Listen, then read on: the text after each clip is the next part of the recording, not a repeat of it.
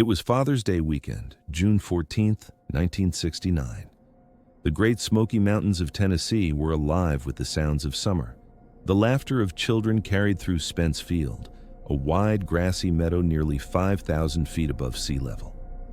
Families were camping, hiking, and celebrating the holiday together. For the Martin family of Knoxville, Tennessee, it was meant to be a time of bonding, a simple trip into nature, a chance for fathers and sons to spend time together away from the chaos of daily life. But what started as a joyful weekend of tradition became one of the most haunting mysteries in American history. Within minutes, 7-year-old Dennis Martin would vanish without a trace, sparking one of the largest search and rescue missions the National Park Service had ever seen. And to this day, the question remains, what happened to Dennis? Dennis Lloyd Martin was born in 1962. He was the youngest son of William and Clyde Martin. He grew up in Knoxville with his older brother, Doug. To those who knew him, Dennis was a sweet, quiet boy, gentle and thoughtful. He was a little shy around strangers, but when he was with his family, he was full of life. He loved the outdoors, loved playing with his brother, and had a smile that could melt his parents' hearts. His teachers remembered him as curious, eager to learn, with a vivid imagination. His neighbors described him as a boy who preferred climbing trees to sitting indoors. To his family, he was a joy, the light of their lives. That summer, the Martins planned something special. A Father's Day camping trip in the Smoky Mountains, a tradition that had been passed down in their family for years. William Martin himself had gone as a child, and now he wanted to give his sons the same experience. The plan was simple: hike, camp, play in the meadows, and enjoy a weekend of fresh air and family time. Dennis was excited. For a boy his age, it was an adventure. On Friday, June 13th, the Martins arrived in the Great Smoky Mountains National Park.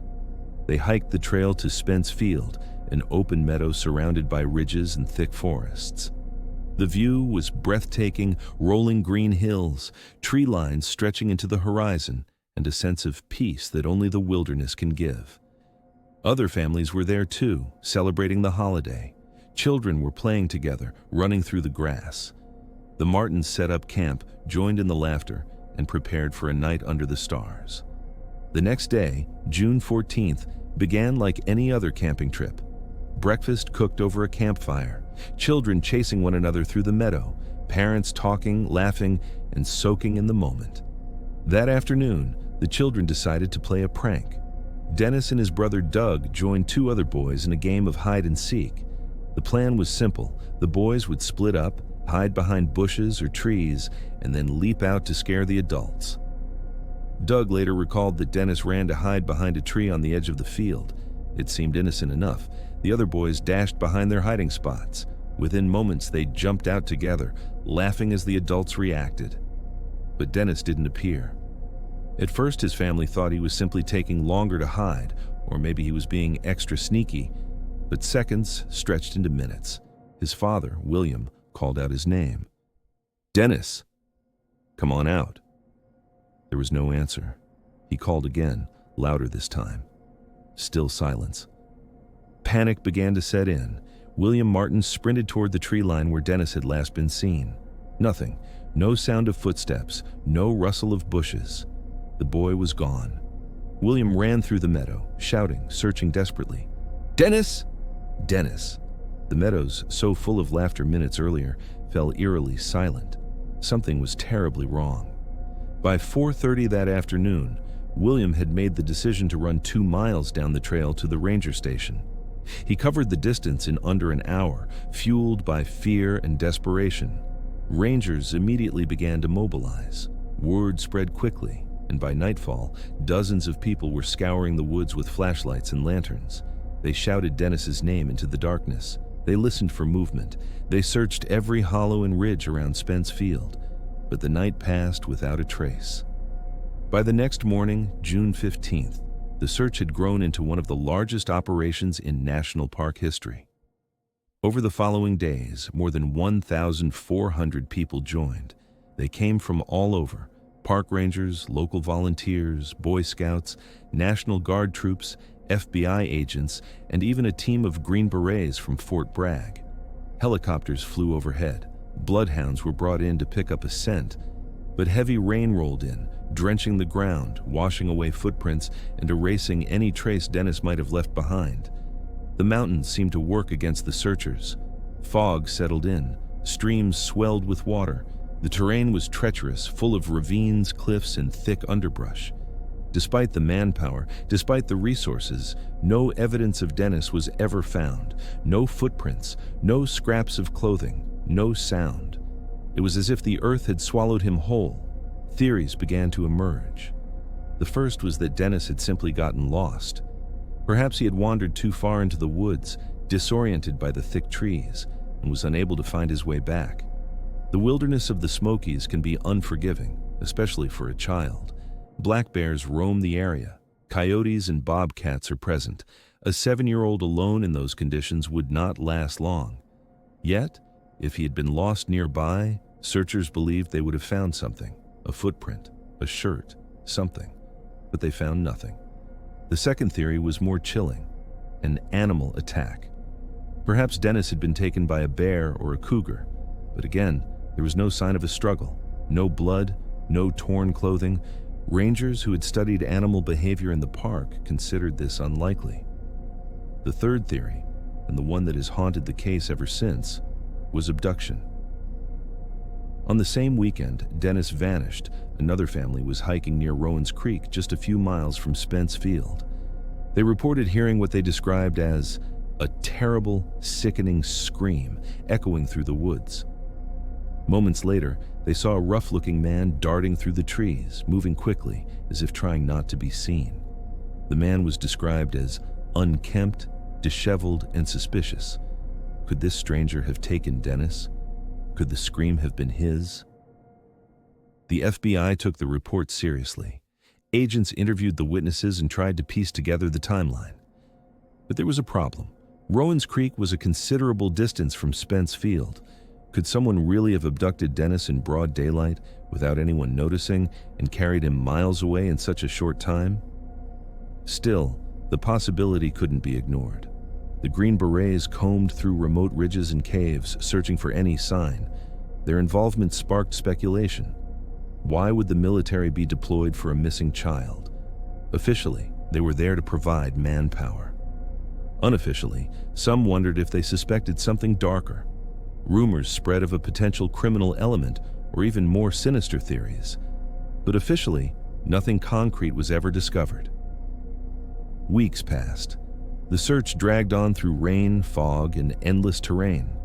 Volunteers risked injury climbing ridges, crossing rivers, and battling exhaustion. Still, not a single clue surfaced. By September, the operation was scaled back. Hope had faded. William and Clyde Martin left the park without their son. In later interviews, Clyde said softly, "We walked into those mountains with Dennis, and we walked out without him. It's a pain that never ends." Years went by, but the mystery only deepened. In the early 1980s, a ginseng hunter came forward with a disturbing story. He claimed that years earlier, while illegally harvesting ginseng in the Smokies, he stumbled upon skeletal remains. They belonged, he said, to a small child.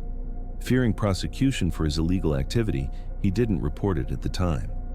When he finally did, years later, investigators searched the area he described. But by then, nothing remained. Wildlife and time had erased whatever might have been there. Some believe his story was genuine, that he had truly found Dennis's remains. Others believe it was a fabrication, perhaps an attempt at attention. Without physical evidence, the case remained stuck between theories. Was Dennis lost to the wilderness? Was he attacked by an animal? Or was he taken by a stranger, never to be seen again? The Rowan's Creek sighting continues to fuel the abduction theory. The scream. The man in the woods. For many, it seems too coincidental. But for others, the rugged terrain and timing make it unlikely. Unlike so many true crime cases, there was never a suspect, never an arrest, never a trial. The FBI eventually closed their file. By the late 1970s, Dennis's case was considered cold. For the Martin family, there would be no courtroom, no verdict, no justice system to confront. only unanswered questions. The disappearance of Dennis Martin changed the way the National Park Service responded to emergencies. Search and rescue operations were reorganized, communication systems improved, and new protocols were established. His case became a cautionary tale about the dangers of wilderness and the need for coordination in large-scale searches. But for his family, those changes were little comfort. They still lived every day with the memory of the boy who never came home. Even today, more than 50 years later, hikers in the Smokies stop at Spence Field and think of Dennis. Some describe a lingering silence in the meadow, as if the mountains themselves remember. For many, his story is a reminder of how fragile life is, how quickly joy can turn to tragedy. For others, it's a haunting mystery that refuses to let go. Dennis Martin's case remains unsolved. No body, no evidence, no closure. Perhaps he was lost to the wilderness. Perhaps he was taken. Perhaps the truth lies buried deep in the ridges and hollows of the Smoky Mountains, waiting to be uncovered. For those who still search for answers, one thing remains clear. Dennis was more than a mystery. He was a son, a brother, a child with dreams, a boy who deserved to come home. If you've made it this far into the story, take a moment to remember Dennis. His life mattered. His disappearance shaped how we think about safety, family, and the fragility of the moments we take for granted. What do you believe happened that day? Was Dennis lost to the mountains, or was something darker at play? Let us know your thoughts in the comments below. And don't forget to like this video, subscribe for more investigations into true crime and unsolved mysteries, and share this story to keep Dennis Martin's memory alive. Because sometimes, the most haunting cases are the ones with no ending.